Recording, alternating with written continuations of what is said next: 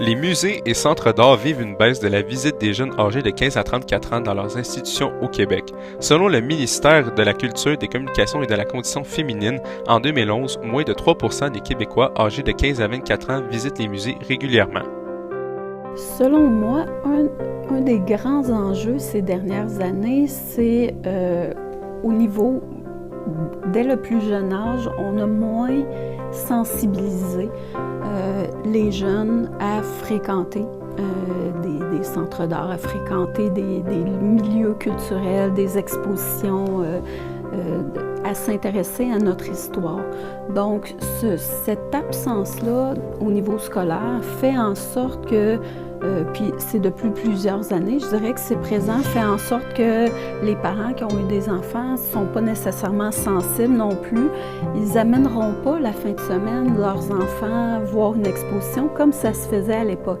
Mais à l'époque, il n'y avait pas la télé, ou il y avait moins de télé, la télé était moins présente dans nos vies.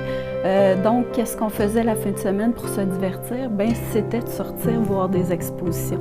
La baisse de la visite des jeunes de 15 à 34 ans dans les institutions muséales du Québec est remarquée.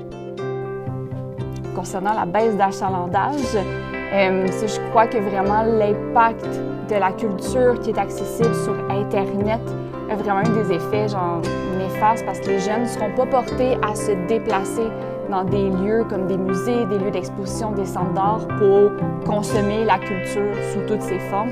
Et ils vont plutôt vouloir rester chez eux. Certaines institutions muséales comme la salle Alfred Pellan à Laval, ils ont eu une idée qui leur ont permis de faire monter le nombre de personnes qui viennent visiter leur institution muséale et ainsi ils permettent aux gens de pouvoir vivre une meilleure expérience et ils peuvent passer un bon moment. Ça va peut-être penser un peu curieux à dire, mais la salle Alfred Pellan à Laval offre des bancs. Les gens peuvent prendre le banc, aller se mettre devant, en place de rester debout. Qu'est-ce qui est agréable, c'est qu'on peut être assis des fois pendant 10 minutes, quand on peut passer 30 minutes à regarder la même œuvre, puis toujours voir quelque chose de différent parce que c'est leur contemporain. Mais juste apporter des bancs, même la personne qui nous avait expliqué le tout, je pense qu'elle s'appelait une Jasmine, je me souviens plus son nom de famille, elle nous avait justement dit que les gens restaient 2 fois plus longtemps qu'avant dans leur institution. Et aussi, une autre chose que je trouve qui pourrait aider, c'est d'avoir quelqu'un qui les accompagne dans leur visite, surtout si c'est des personnes qui s'y connaissent pas trop. Aller voir une tâche, un œuvre que c'est genre des tâches, tu sais pas c'est quoi, mais que quelqu'un vous dise, ça c'est de Gerard Richter, il a fait cette affaire-là, il a regardé à travers un objectif de photo. Déjà là, tu vois quelque chose d'autre, ça t'intéresse à rester, de regarder encore plus longtemps, puis ça permet d'aimer encore plus ça permet d'aimer ta visite et ce que tu vois davantage. Donc, qu'est-ce qu'ils offrent à la salle Alfred Pellan? Il y a toujours une technicienne en muséologie ou quelqu'un qui s'y connaît dans la salle pour aider les personnes qui sont là à leur dire c'est quoi un peu, parce que de l'art contemporain, c'est toujours un petit peu difficile par rapport à d'autres, mais c'est préféré des jeunes de 20 ans jusqu'à 34 ans. Augmenter les activités interactives pourrait attirer plus de jeunes dans les institutions muséales. Selon le mémoire de Marie-Pierre Elnado, Les noms publics des musées d'art, les raisons du désintérêt chez les 15 à 24 ans, les musées d'art souffrent d'un grand manque d'interaction.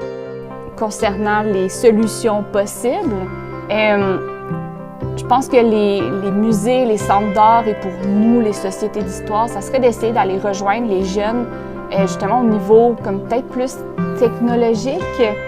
Donc, d'avoir des expositions qui seraient plus dynamiques ou sur des sujets qui pourraient essayer de les retoucher, de les rejoindre un peu plus. Si possible, faire des expositions qui sont multimédia ou qui pourraient se faire à distance. C'est sûr que c'est un peu plus complexe à faire, mais je pense que d'essayer d'aller les rejoindre, soit dans leur chez eux ou vraiment dans des intérêts, ça serait peut-être une piste de solution possible. On va choisir une maladie pour essayer de l'arrêter le plus possible avant que ça se propage partout. C'est vraiment une bonne façon de garder les jeunes accrochés au contenu, aux présentations. Et les parents, tu sais, ils peuvent quand même en apprendre, puis l'enfant peut s'amuser. Fait que c'est comme un bon mix pour les deux. Si les institutions muséales du Québec veulent modifier, voire améliorer la tendance, ils vont devoir faire des efforts pour amener les jeunes et ainsi, peut-être que dans le futur, cette problématique va s'être atténuée, voire disparaître. Ici Brendan Rodriguez, au courant, Terrebonne.